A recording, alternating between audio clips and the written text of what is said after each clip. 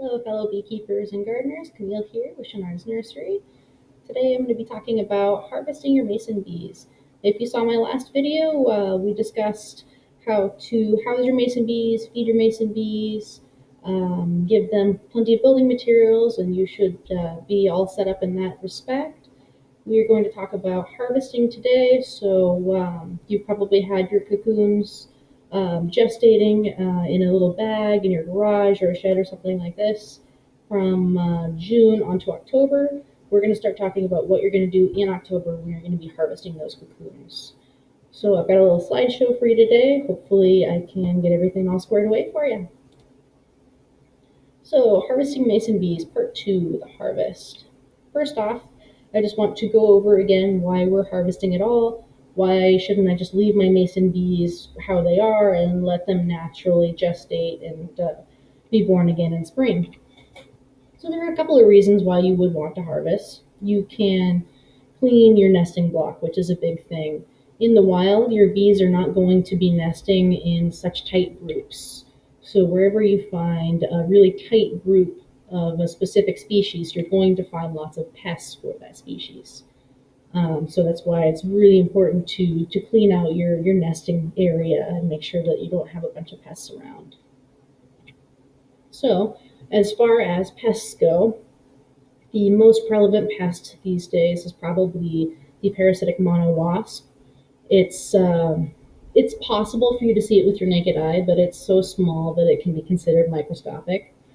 They will pierce your nesting tubes, particularly if it's just a paper nesting tube, and they will actually lay eggs inside your larva. So you're going to wind up with an empty cocoon if that's the case. Pollen mites are pretty common. They are microscopic mites, and they are incredibly numerous. And what they do is they don't actually directly hurt the larva or the adult female. They will ride on the adult female's back from flower to flower, infecting other bees and hanging out and eating all the pollen. And then if they end up in your nesting area, they're going to eat the pollen ball set aside for your larva, and your larva is not going to make it because they'll end up starving to death. Basically the same deal with the Houdini fly, but rather than dealing with microscopic pests, we're dealing with much larger insects here. So that's why you should harvest, why it's a really good idea to do so. So let's get into the harvesting itself. So there are a variety of nesting tubes, nesting blocks, different things, and harvesting is a little bit different for each of these. Make sure that you have something to catch your mason bees, a little tray, a bucket, something like that.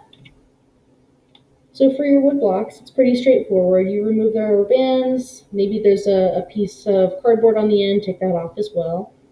And you can use pretty much anything. You can use a rubber scraper, a plastic scraper, or just a flathead screwdriver will do as well.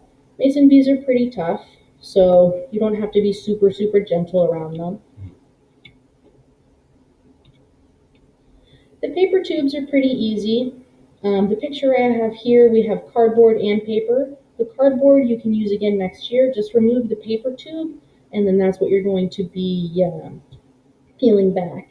Most of the tubes are easy tear tubes, so all you have to do is find the little area to peel, and then you can peel them off in a spiral to remove the eggs, the cocoons rather. If you're having a hard time peeling them, just soak them in water for probably about 10 minutes and they'll fall right apart. So bamboo reeds. True bamboo is not a great idea because they're very difficult to harvest from. They are very tough reeds, and you're going to probably wind up either just not being able to harvest, or you're going to wind up damaging your cocoons, pulling them back. If you like the look of it, and you want to do something that's natural like this, we do carry natural reeds, and they're a lot easier to peel apart. They're a lot more fibrous, so they're not going to hurt your cocoons either. What you'll do is you're going to probably see a clay mud plug on the end. Just gently lift that plug out, and then you can cut about 1/4 inch from the top, and then carefully peel the rest back. And you should have no problem at all getting those cocoons out of there. So now that we have our cocoons in a little holding container, we need to clean them. And as soon as you see all of your cocoons in your tub or whatever you have, it's going to become pretty clear why they need baths. Like I mentioned before, they're probably going to have several pests on them. You're going to see pollen mites, you're going to see remnants of pollen, you're going to see probably Houdini fly larvae or dead Houdini flies, and you're going to see a lot of tiny black specks. And that may be a little bit frightening at first, but just take a moment, take a deep breath. All it is mason bee poop. So you just need to wash that away. It's not a problem at all. So what do you wash them with? There are a couple different opinions on here. I would recommend doing kind of a lighter bleach bath. I do 1 tablespoon bleach with 8 cups of water, and you can soak them in here for about 3 minutes. This just removes any fungal stuff going on. If you have chalkroot or something, that's going to get rid of it, and it's going to knock all of the filth off of there, the pollen mites, the extra remnants of pollen, stuff like that.